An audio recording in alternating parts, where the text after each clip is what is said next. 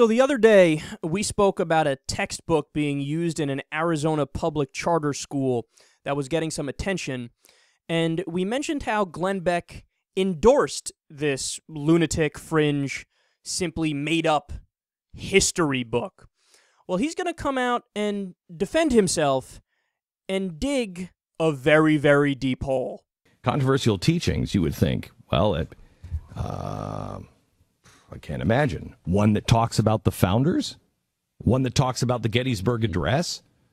One that talks about the heroes? The Holocaust? What could it possibly be?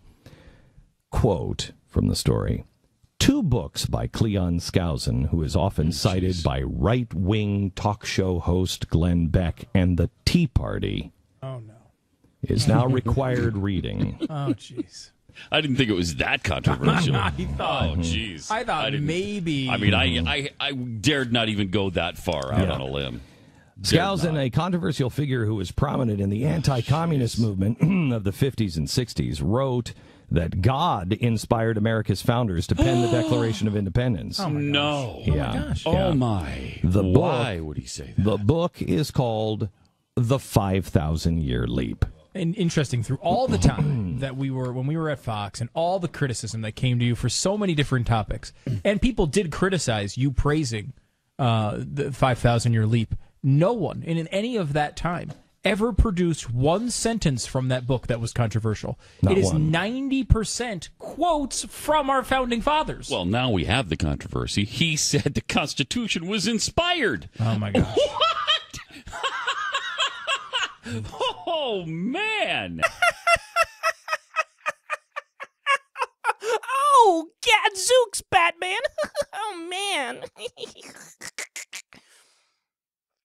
From their textbook, quote, if black children ran naked, it was generally from choice. And when the white boys had to put on shoes and go away to school, they were likely to envy the freedom of their colored playmates. What controversy? That's not controversial at all. All they're saying is that the little white kids envied the freedom of the little black slaves. What's controversial about that? Yeah, the slaves were free. There's nothing controversial about that. What's wrong with you guys? The book also claims that abolitionists spread false rumors about the mistreatment of black slaves, and it states that, quote, slave owners were the worst victims of the system. Yes. Slave owners were bigger victims than the slaves. But no. There's nothing controversial in this book. 90% quotes from founders. That's what it is. The book is 90% quotes from the founders. Right. The thing that's so annoying about Glenn Beck and his little yes men is that not only are they wrong about virtually everything, they are smugly wrong about everything. And I just want to sit them down and tell them, guys, the entire cast at The Blaze, the producers, all of them, your smugness is wholly unearned. You have to earn your smugness. Do a little research. In fact, the article that he's quoting, that Glenn is quoting from there, that he's mocking, if he read further down, he would have seen a direct quote from the textbook that he's praising, which shows that it's pro-slavery, okay? Or at the very least, it totally minimized what African Americans went through and said, well, like I just said, they literally said the slave owners were the victims. Not the slaves, the slave owners. Again, I feel like Allen Iverson. We talking about practice? Not the slaves, the slave owners were the victims.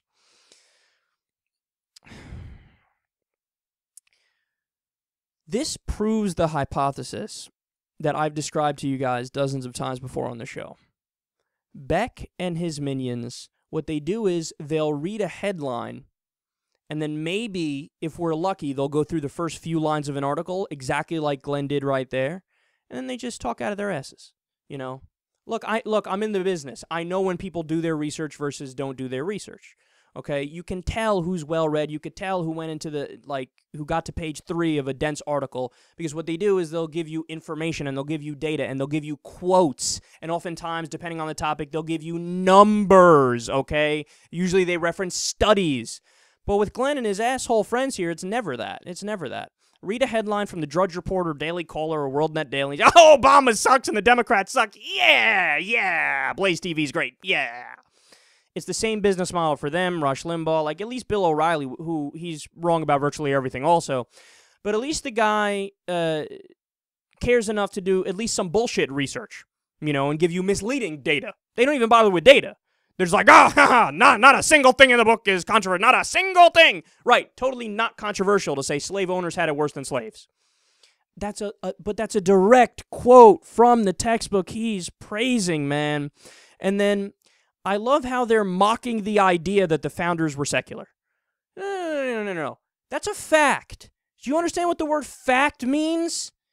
You can't argue against it. It's the reality of it. Thomas Jefferson, of course, one of the authors of the Constitution, he came up with the phrase separation of church and state. Do you not know about the Establishment Clause?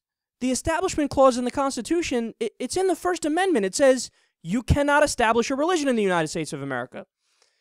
You're also not allowed to have a test for office, a religious test for office. How many times does the Constitution say the word Jesus? 0. Okay, well, maybe I'm being too specific. The Bible. 0. Christianity. 0. Come on, man. Really? We can continue going here? God. 0. Yahweh. 0.